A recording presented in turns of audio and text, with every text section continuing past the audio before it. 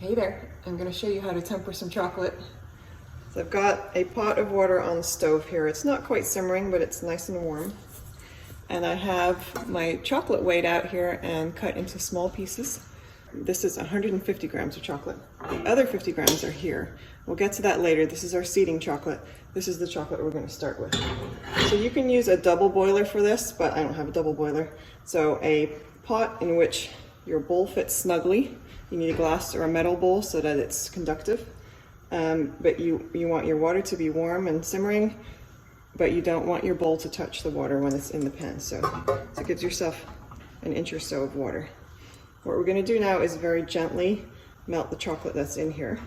And we are going to use a thermometer, here's the one I'm using right now with a probe, to tell us what the temperature of the chocolate is. Because in order to temper chocolate, we need to be pretty exacting with the temperature that we melt it to. Because what we want to do is break down the chemical bonds between the molecules of chocolate, and then we want to recrystallize it the way that we want it to recrystallize, to get that nice snap and a nice sheen, and that it doesn't melt until it gets to like body temperature. So that's what we're trying to do when we're tempering chocolate. So I'm just going to put this in here, keep my thermometer at the side, so you can see it's already starting to melt. There's some steam coming out. I'm going to turn down my flame a little bit. We want to avoid getting water in the chocolate because it will cause the chocolate to seize. So I have set my thermometer to beep at me at 47 degrees Celsius, which is sort of somewhere between 115 and 120 degrees Fahrenheit. And that's where we want the chocolate to be. So just melts it, it's not hot.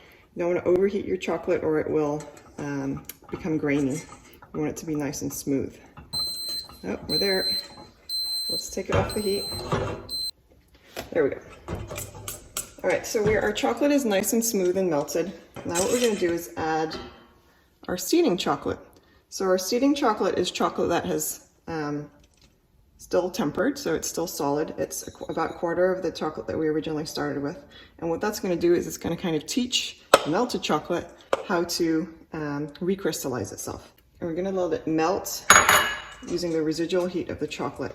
And hopefully, if we've done it correctly, it will bring down the temperature of the overall chocolate to sort of where we want it to be.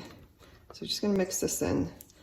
And we want to mix the seeding chocolate in until our overall chocolate reaches, say 32 degrees Celsius or 89 degrees Fahrenheit. That's the temperature at which it's sort of the optimal temperature for recrystallizing the way we want it to. So you can see my chocolate is really thick.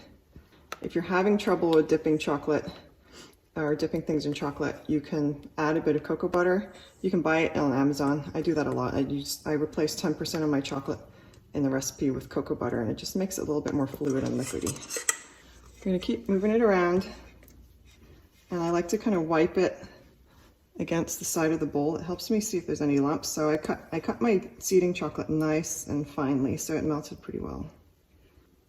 What I like to do when I'm dipping cookies, which is what I'm going to use this chocolate for, is put a little extra cube of chocolate in at the end, just so you have some extra seeding chocolate. Should it still be a little bit too hot, that chocolate will slowly melt and it won't stick to your cookie. It won't create a lumpy mess because it's just a little cube of chocolate. And it's looking pretty good. Let's see what temperature we're at now.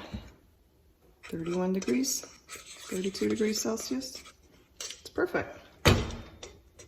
So I'm going to now use this to dip my chocolates in.